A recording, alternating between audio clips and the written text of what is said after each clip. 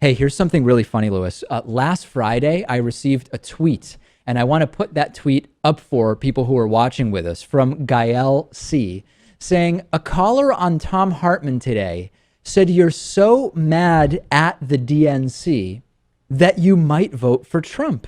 No. Why are you so misunderstood? And I immediately had to track this down. So I emailed Shane and Danielle over at Tom's show. And I said, listen, I got a tweet saying somebody called up, invoked my name, not in vain necessarily, but it was invoked, no doubt, claiming that I was on the border of voting for Donald Trump. Can you find this for me? They weren't able to find it. I said, okay, it's done. We're not going to find the clip. But Monday morning, I had an email from Danielle saying Shane found the clip. It is absolutely hilarious. A guy called James calls in.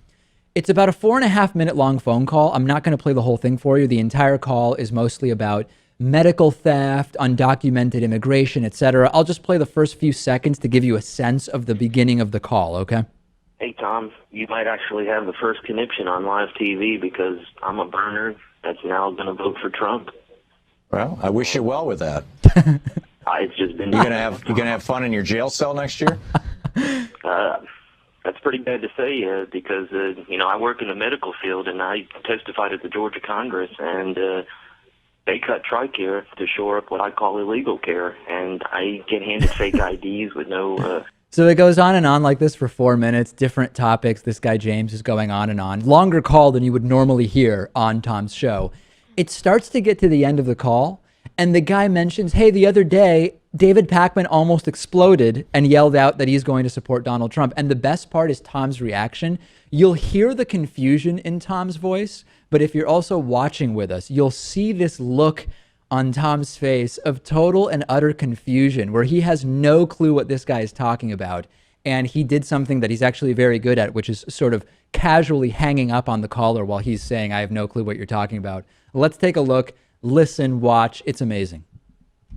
I agree. I do agree with you, Tom. But so then vote Democratic, honestly, James. Honestly, I thought the other night, David Pakman at one point was going to explode and just yell out he was going to support Trump. Some of yeah, well, okay, James, we're now on to other topics. Thanks for the call.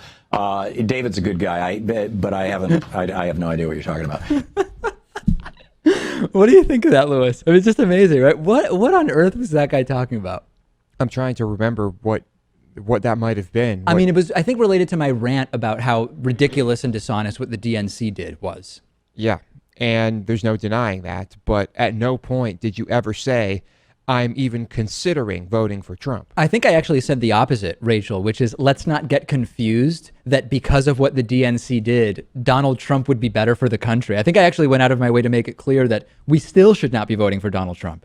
Right, but he could be one of the many who thinks that aesthetically you look like a conservative, even though Trump isn't a real conservative, but maybe he's just kind of going on that bandwagon. Yeah, I've actually been getting a bunch of emails saying that my hair is getting so long that I'm now starting to look like I would be some kind of hippie or something like that. And so maybe at the time my hair was shorter and I looked like maybe I was a buttoned up conservative. I don't know. Did you have a bow tie on too? That day, no, I don't own any bow ties, actually. Thank you for mentioning that.